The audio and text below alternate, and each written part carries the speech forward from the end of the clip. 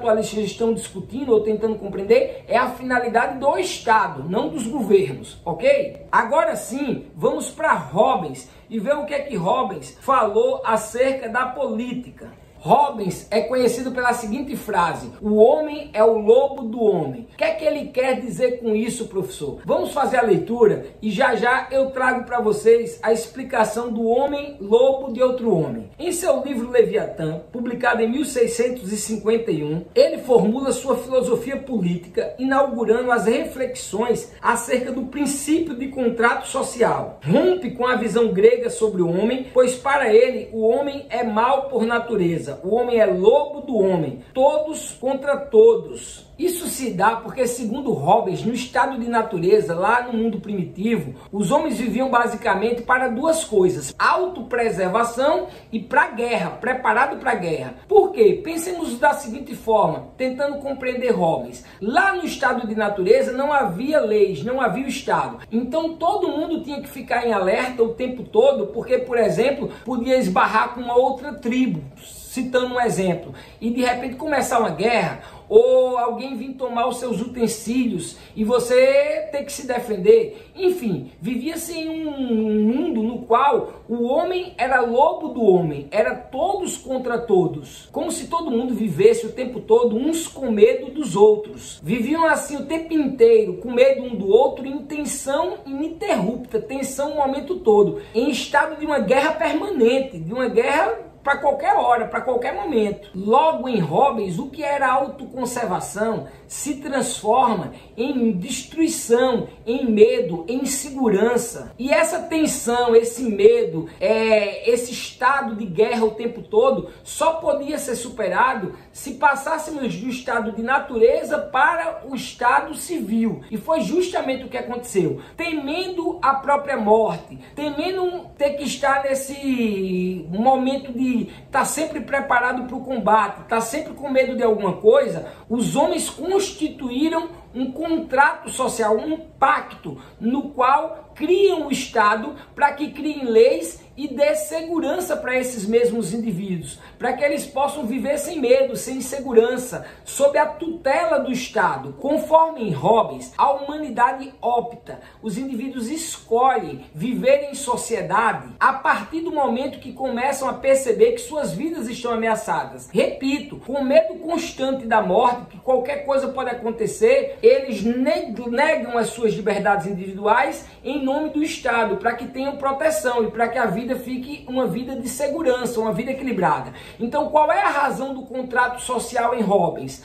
O medo da morte, o medo de um estado permanente de insegurança, e com isso optam, escolhem pelo contrato social, estabelecendo o Estado, a sociedade civil, para justamente terem proteção e terem suas vidas protegidas. Em busca de segurança e preservação, os indivíduos renegam suas liberdades individuais, em detrimento de um governo que seja capaz de manter a paz para todos, de um governo não, de um Estado, na verdade, que traga segurança. Esse Estado, Robbins chamou de Leviatã, daí o nome do livro dele, Leviatã. E Leviatã é um monstro da mitologia, forte, com vários tentáculos. Então o Estado seria isso, essa figura mitológica forte que daria segurança para todos os indivíduos. Porém, para a criação desse Estado, segundo Robbins, e para que ele seja legitimado e reconhecido por todos, é necessário um contrato social, um pacto social. Então, Robbins inaugura os contratualistas, compreendendo que por conta do medo e da insegurança, os homens fizeram um contrato social e saíram do estado de natureza para o estado civil. Percebam agora como Robbins é renascentista. Primeiro, ele defende um estado forte, né? Tanto que chamou de Leviatã, da figura mitológica que acabei de falar.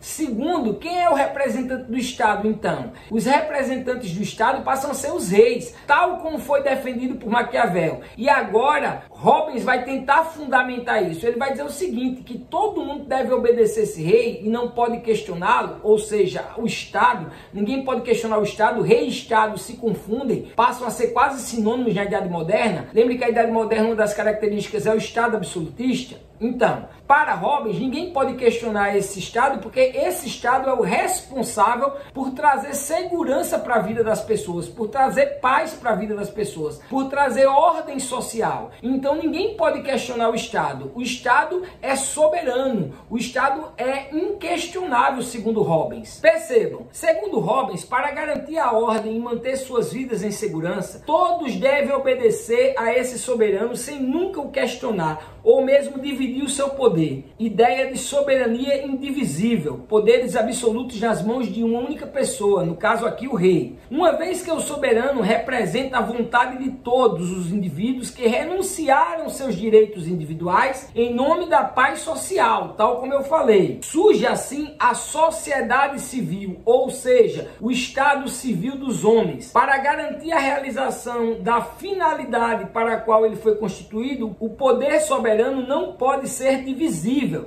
Os poderes têm que estar todos nas mãos do soberano, do rei. Então, Hobbes está fundamentando uma das principais características desse mundo moderno que está surgindo. Logo, Hobbes é um renascentista que defende o poder monárquico, que defende a monarquia absolutista. Ele, junto com Maquiavel, são dois teóricos defensores da monarquia absolutista, do Estado absolutista ou absolutismo monárquico. Você pode encontrar das três formas. Pois bem, resumindo Hobbes, a finalidade do Estado é dar segurança para as pessoas que viviam em estado de medo e de guerra, de autopreservação, de destruição, e para terem maior segurança renunciaram às suas liberdades individuais em nome dessa segurança dada pelo Estado. Se não quisermos voltar para o caos, temos que obedecer cegamente ao Estado. Aí vai vir Rousseau e vai dizer, epa, porra nenhuma, nada a ver, nada com nada isso aí. O homem não é mau por natureza, como percebia Hobbes. Ô professor, você não falou isso. Ora, se o homem é lobo do outro homem, se é um mundo de todos contra todos, que todo mundo vivia se matando, e num cenário que não tinha segurança, o homem era bom ou ruim? Para Hobbes, o homem é ruim por natureza. Rousseau vai vir e vai dizer o contrário, o homem é bom por natureza, a sociedade que o corrompe. Então vamos já ver o que é que Rousseau fala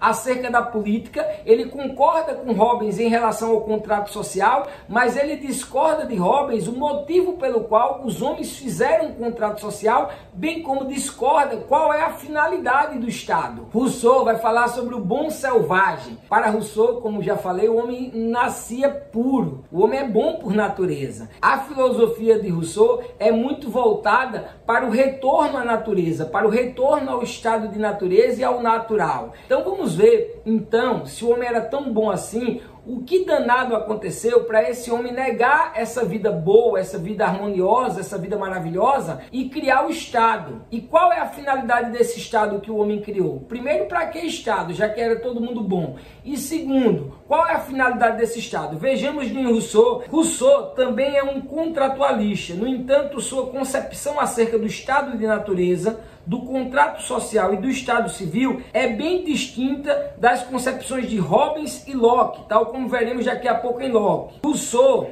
defende que no estado de natureza o homem vivia livre e feliz, daí a sua concepção do bom selvagem. Segundo ele, o homem nasce bom, sendo a sociedade que o corrompe, isto é, o homem é puro por natureza. A bondade é da natureza humana. Todavia, o homem se torna mau por conta do convívio social. A vida em sociedade corrompe o homem. Rousseau vai mais além. Ele vai dizer que esse convívio social corrompe o homem por conta do advento da propriedade privada. Então percebamos, se para Hobbes todo mundo vivia se matando, vivia em guerra constante, o homem era lobo do homem, era todos contra todos, Rousseau diz não, de jeito nenhum, o homem vivia todo mundo massa, todo mundo bem, todo mundo tranquilo, e com o convívio social, com o advento da sociedade que se dá através da propriedade privada, começam as guerras. O homem não vivia lá no estado primitivo, no estado de natureza, em guerra uns contra os outros. Muito pelo contrário, vivia em harmonia.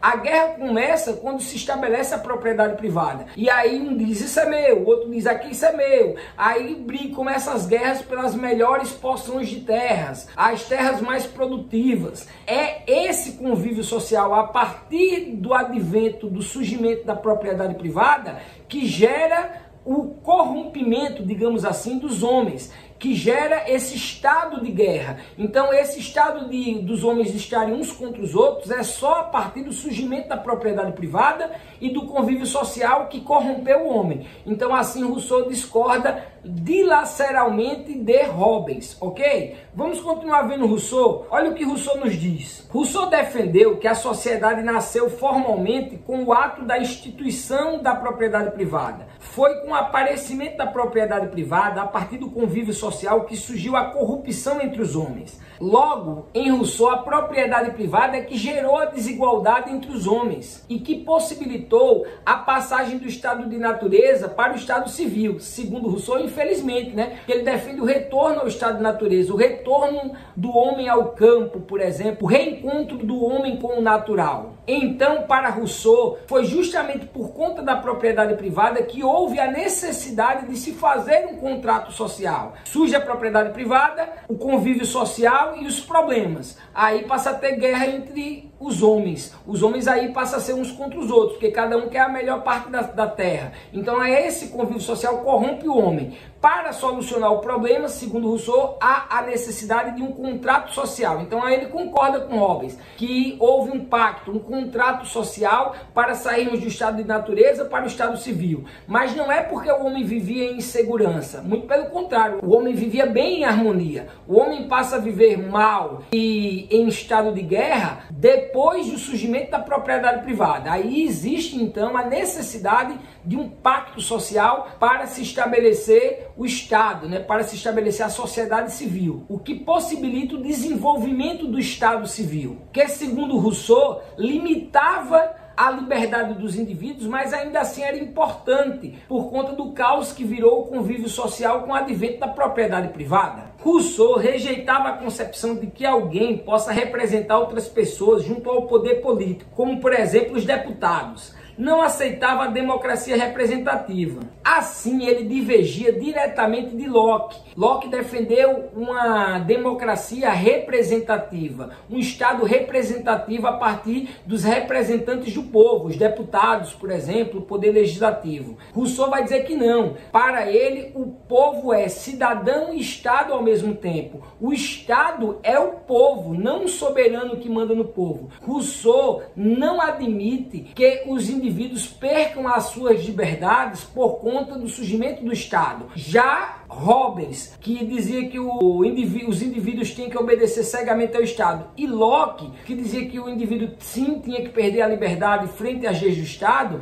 admitiam. Rousseau não. Rousseau disse que, embora tenha Estado, nós não podemos perder a nossa liberdade. Rousseau é um dos filósofos que mais defenderam as liberdades individuais. Dentro da filosofia, poucos defenderam tanto quanto Rousseau. Rousseau só concordava com Locke, nós veremos Locke daqui a pouco, em relação ao estado de natureza. Locke também vai admitir que os homens viviam bem no estado de natureza. Locke e Rousseau vão contra a ideia de Hobbes. Contudo, para Rousseau, a finalidade do Estado é uma e para Locke é outra. Qual é a finalidade do Estado para Rousseau? Solucionar o problema gerado pela propriedade privada. E esse Estado não pode interferir nas liberdades individuais. Já Locke aceitava a interferência do Estado nas liberdades individuais. Assim como Hobbes, que aí nem se fala, né? Pessoal, para entender Rousseau, basta pensar que para ele a liberdade e a igualdade não podem ser negociadas. Em hipótese alguma, os indivíduos podem perdê-las. Ele não aceita a perda de liberdade mediante o contrato social,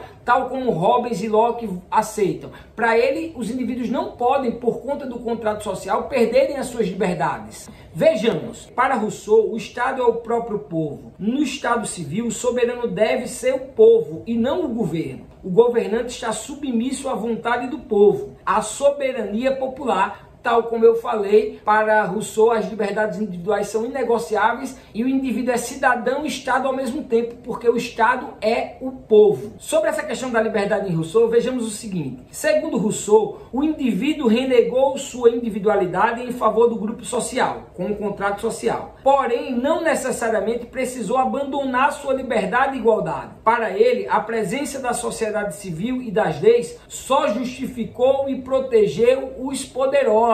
Então Rousseau faz uma dura crítica a como o mundo moderno se estruturou com um Estado absolutista e a como o mundo contemporâneo está se estruturando a partir da democracia representativa, que ele discorda, e faz uma dura crítica aqui neste caso também, que a sociedade civil só tem protegido os poderosos. É por isso que eu falei antes e repito. Rousseau defende o retorno do homem ao estado de natureza, o retorno do homem ao natural. Ok? A teoria política de Rousseau foi extremamente avançada para a sua época. Ele defendia a soberania popular e a ideia do impeachment, já naquela época, caso o governante não representasse a vontade do povo. Por isso, Rousseau é considerado por muitos o pai da democracia moderna. Como eu falei, poucos filósofos defenderam as liberdades individuais, a democracia, inclusive a democracia não representativa, a democracia direta, como Rousseau. Rousseau, por isso, é considerado o pai da democracia moderna. John Locke e a defesa dos ideais burgueses. John Locke é o pai do liberalismo político.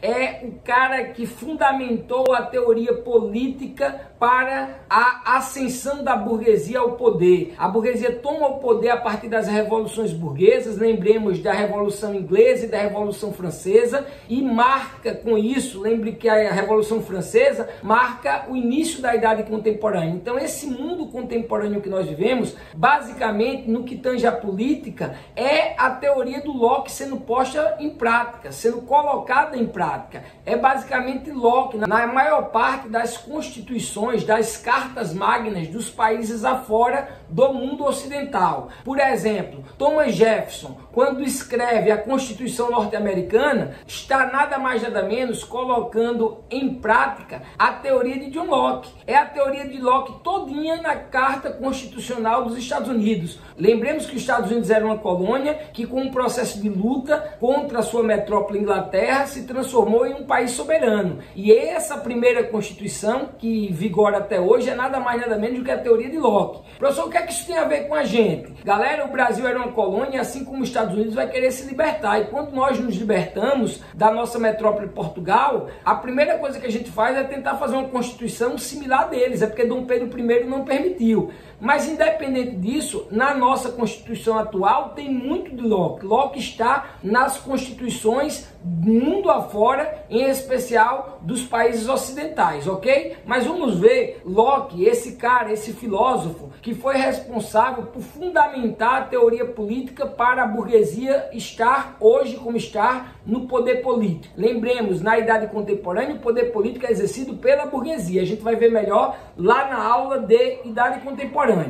As ideias de Locke acerca da necessidade do contrato social são diferentes das ideias de Hobbes. O ponto de divergência entre elas reside no entendimento de Locke a respeito do estado de natureza, pois no estado de natureza os seres humanos expressam tudo aquilo que possuem de mais positivo, uma vez que a liberdade é da natureza humana. Percebam que, assim como Rousseau, John Locke entende que o homem não é mau por natureza. Muito pelo contrário, o homem é bom. O homem natural, o homem primitivo, expressa o que há de mais positivo na humanidade. Então ele discorda diretamente de Hobbes. Para Locke, o estado natural é um estado de perfeita liberdade. Os seres humanos, segundo ele, são livres. Eles já nascem assim. E também já nascem racionais. Logo, para Locke, os seres humanos eram iguais, independentes e governados pela razão. No estado de natureza, todos participariam dessa sociedade singular que é a humanidade, tendo como vínculo comum a razão, não existindo então nenhum ser autoritário superior aos demais, superior a eles, a não ser o próprio Deus e as leis da natureza. Vale salientar que Locke defende que no estado de natureza, os seres humanos agregam valor a tudo. Isso se dá pelo trabalho. Preste atenção aí que o trabalho vai ter uma importância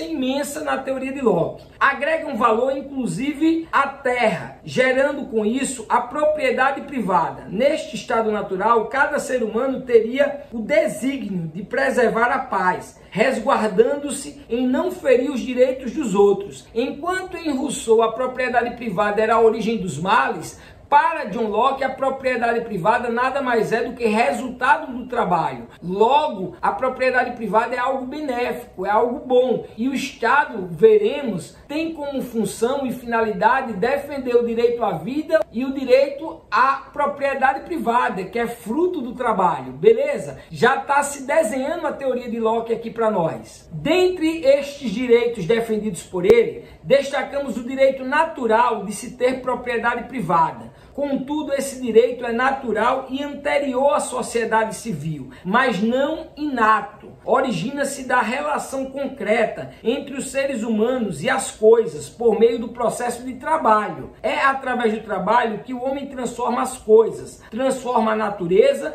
e assim ele adquire o direito de propriedade. O trabalho é a origem e o fundamento da propriedade privada. Como eu falei, a propriedade privada é fruto do trabalho. E o direito à propriedade privada é anterior à sociedade civil. É como se a propriedade privada fosse algo natural, próprio do crescimento, do progresso humano, uma vez que nós somos seres dotados de razão. Então nós estabelecemos a propriedade privada e isso não acarretou os males da humanidade, muito pelo contrário. Essa propriedade privada que é fruto do trabalho é algo benéfico, é algo positivo, algo que representa o nosso progresso do estado de natureza para o estado civil, que é uma continuação de progresso. Enquanto Rousseau lamentou a passagem do estado de natureza para o estado civil, Locke não vai lamentar a passagem do estado de natureza para o civil. Para Locke, isso se dá de forma progressiva, como se o homem estivesse progredindo. Fruto do seu trabalho, ele transforma a natureza, estabelece a propriedade privada, vai ter que ter o Estado para proteger a propriedade privada. Então, por que precisaríamos ter o Estado para proteger a propriedade privada se ela é tão natural assim, se ela é benéfica e positiva?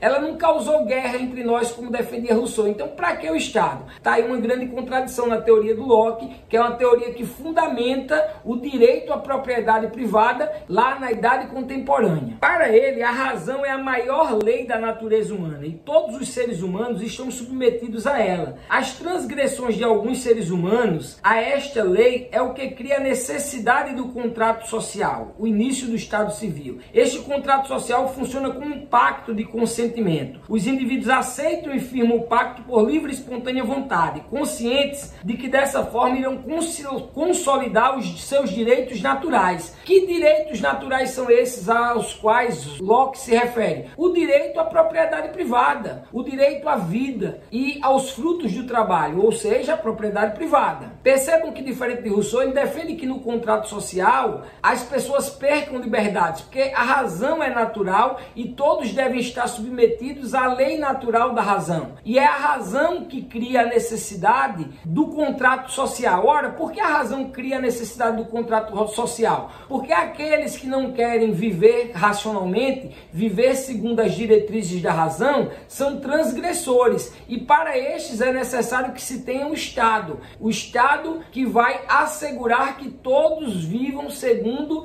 as leis dessa mesma razão. Beleza? Diferentemente de Hobbes, para Locke, o estado de guerra não coincide com o estado de natureza. As pessoas não viviam em guerra, muito pelo contrário, viviam sob o domínio da razão, transformando a natureza e estabelecendo a propriedade privada com os frutos do seu trabalho. Então, para que nós temos a necessidade do contrato social? Justamente para punir, como eu falei anteriormente, os irracionais, aqueles que não querem ser governados pelas leis da razão. Logo, em Locke, o Estado civil tem por finalidade julgar e punir os irracionais, para a manutenção da liberdade natural para a humanidade. E seu papel primordial, como eu falei, de proteger a propriedade privada. Está aí a grande finalidade do Estado, proteger a propriedade privada, fruto do trabalho. E é por esse motivo que foi realizado o contrato social, o pacto social entre os seres humanos, entre os indivíduos, saindo do estado de natureza para o estado civil. Mas ainda em relação à finalidade do Estado, Locke vai divergir novamente de Hobbes. Lembra que para Hobbes o Estado não pode ser questionado? Locke vai dizer, de forma alguma, Locke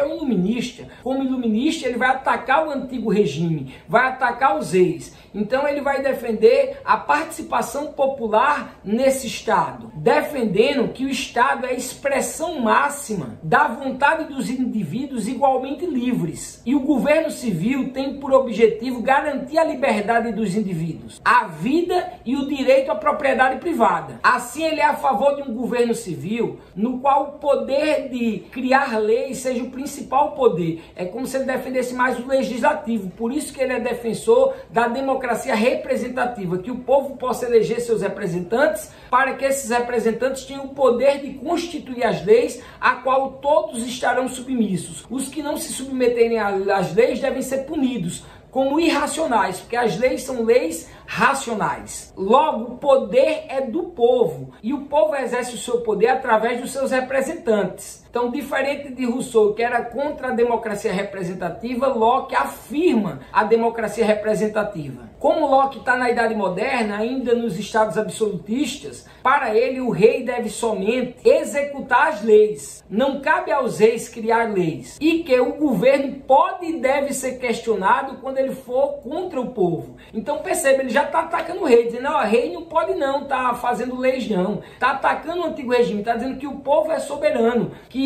as leis têm que ser leis do povo, que vai eleger seus representantes e que vão constituir, criar as leis. Então, para ele, esse rei, ou Estado, ou governante, pode e deve ser questionado, diferente de Hobbes, desde que não esteja representando o povo. Então, o povo tem essa soberania de questionar os seus governantes, de questionar o Estado. É o que nós denominamos de liberalismo político. Logo, Locke é o pai do liberalismo político.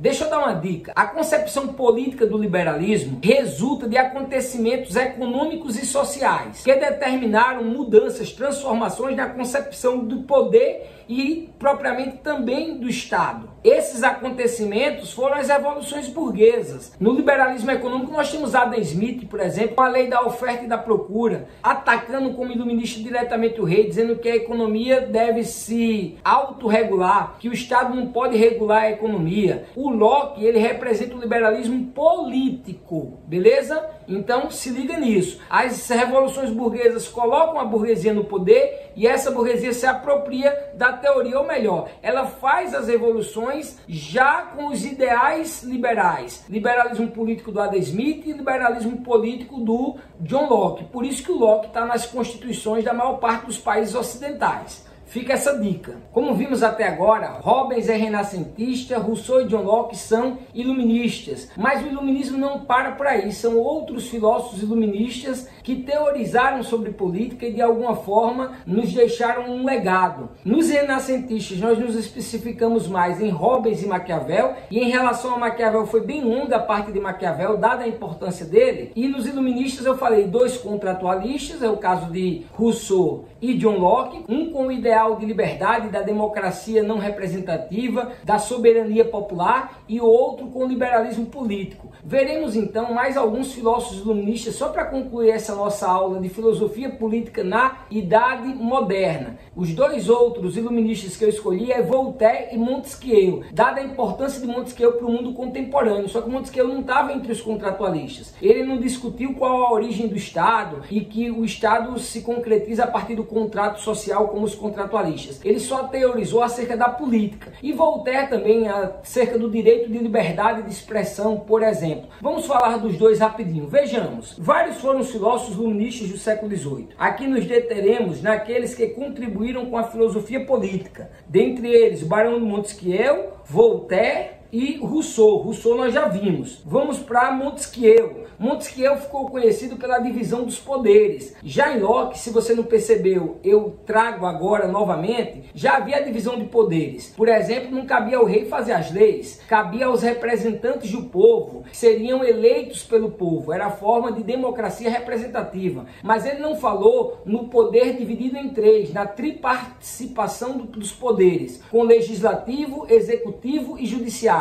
Isso quem falou foi Montesquieu. Montesquieu deixou esse legado para o mundo contemporâneo. Basicamente, a maior parte dos países ocidentais vive, segundo a teoria de Montesquieu, a partir da divisão dos três poderes. Nós, no Brasil, por exemplo, temos o poder executivo, que a nível federal é representado pelo presidente, temos o Congresso Nacional, Senado e Câmara, representando o poder legislativo, e temos o STF, o Supremo Tribunal Federal, representando o judiciário. Isso vai descendo para o Estado, governador, deputados estaduais, a justiça estadual, para os municípios, o prefeito, os vereadores e a justiça municipal. Enfim, a triparticipação dos poderes foi uma teoria de Montesquieu. O poder executivo executa, administra, dirige, governa, o poder legislativo faz as leis, cria as leis e o poder judiciário julga o cumprimento das leis, beleza? Mas vamos já ver Montesquieu. A maior contribuição filosófica de Montesquieu foi o princípio da divisão do poder político, defendendo o equilíbrio entre os poderes resultantes dessa divisão, executivo, legislativo e judiciário. Ele aprofundou a discussão iniciada por Locke, defendia o ideal iluminista, privilegiando os valores burgueses frente à decadência da aristocracia. Contudo, ele não descartava o regime monárquico e tampouco defendia a participação da população no poder político. Ele, diferente de Locke, não defendia que o povo pudesse participar da política. Ele defendia o poder dividido em três, mas isso não contava com participação popular, beleza?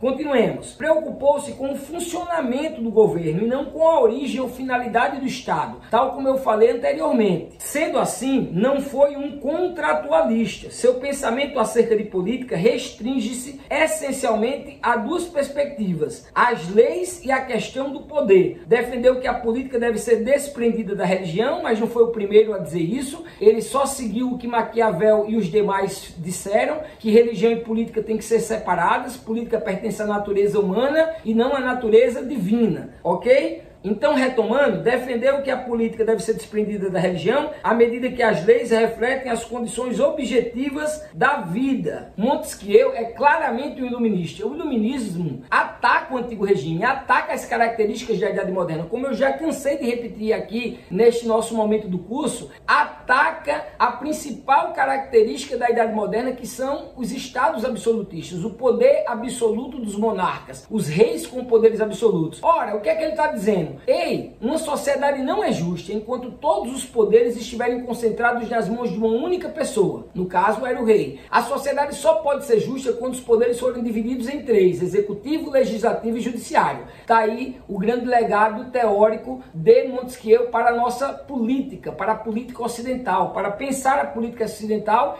e para, na prática, ser colocada tais teorias como, por exemplo, a da triparticipação dos poderes, ok? Ele foi firme em defender a divisão dos poderes. Não se importava com a forma de governo. Qual era a forma de governo? Desde que o poder fosse dividido em três. Podia ser uma monarquia, podia ser uma república, tanto faz, desde que houvesse a divisão dos poderes. Para ele, como ele valorizava as leis, o poder mais importante era o legislativo, para ele e para Locke. Só que em Locke havia no poder legislativo uma participação do povo. Para Montesquieu, não. Esse povo não precisa participar. Agora, vale salientar que para Montesquieu é extremamente importante, é essencial que exista um equilíbrio, uma harmonia entre os poderes, tão discutido nos dias atuais na política brasileira, a harmonia entre os poderes, a autonomia de cada poder e o respeito entre eles, beleza? Isso Montesquieu já falava lá atrás quando teorizou sobre a divisão dos poderes, já que para ele não existe um poder soberano, todos os poderes são iguais. Repito, ele prefere o poder legislativo que faz as leis,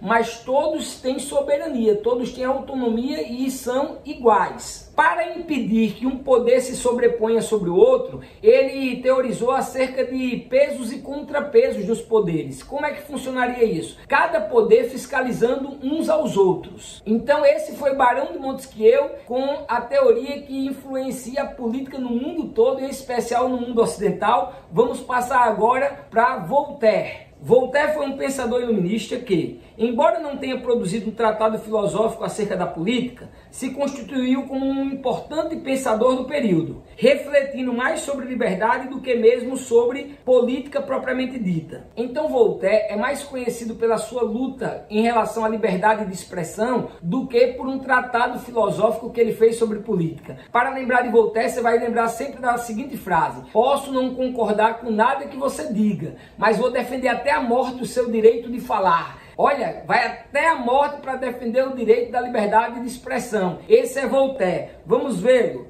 Defendeu a liberdade política e lutou contra a intolerância religiosa. Era um defensor da igualdade, justiça e tolerância. Seu ideal político caracterizou-se pelo combate ao arbitrário. Ele não condenava o poder monárquico em si. Segundo Voltaire, as condutas do monarca devem se submeter às exigências da razão. Um monarca fará o povo feliz se ele for um filósofo e se for direcionado por outros filósofos, pois assim concederá uma ampla liberdade a seus súditos, os quais também, tendo o espírito formado na filosofia, aceitarão de bom grado sua tutela, fazendo com que a felicidade pública reine sobre a lei do despotismo esclarecido. Despotismo esclarecido é um conceito próprio da história. São monarcas que aderiam às ideias iluministas para não perder o seu poder, e assim eram considerados despotas, autoritários, absolutistas, mas esclarecidos, convictos dos ideais iluministas. E a esses Voltaire parecia gostar, parecia ser cúmplice, porque ele dizia que não era contra esses reis, desde que esses reis estivessem submetidos à razão e aos conselhos dos filósofos, ou o próprio rei fosse filósofo. Aqui ele se assemelha muito a Platão, o qual defendia que quem deveria governar era um filósofo, a filocracia. Esse é Voltaire. E ele ia mais longe. Para ele, as nações de sua época não estavam prontas para o regime democrático. Daí a sua concepção política defender uma monarquia despótica e esclarecida. Então Voltaire não defendia nem a república, nem tampouco a democracia. Voltaire defendia muito a liberdade, e com isso ele atacava o rei, porque a liberdade é o que o rei quer. Então defendia a liberdade de expressão e, nesse sentido, falou um pouco sobre política, mas era contra o ideal de república e o ideal democrático, porque para ele as nações não estavam prontas. Bom, pessoal, nós ficamos por aqui, encerramos filosofia política na Idade Moderna. Deu para ver um pouco dos renascentistas, dos iluministas, os contratualistas, que tem tanto filósofo do Renascimento quanto filósofo do Iluminismo. Enfim, deu para enxergar parte do que nós vivemos hoje, que foi pensada e teorizada pelos filósofos da modernidade. E hoje nós vivemos segundo um potpourri de construções e conceitos políticos que nós iremos estudar um a um, como anarquismo, socialismo, social-democracia, regimes totalitários como nazifascismo, liberalismo, crise do liberalismo, enfim, tudo isso nós iremos estar estudando na Idade Contemporânea e finalizando o nosso curso. Agora sim nós vamos para os dias atuais. Não perca essa aula, vem comigo, vem aprender sobre política e te espero na aula de filosofia política na contemporaneidade. Vamos ver filósofos aí como Marx, como Friedman, como Proudhon e tantos outros que teorizaram esses diversos termos que eu acabei de falar e que são formas de enxergar a política nos dias atuais. Beleza? Forte abraço, espero que tenham gostado e aguardo vocês na próxima aula.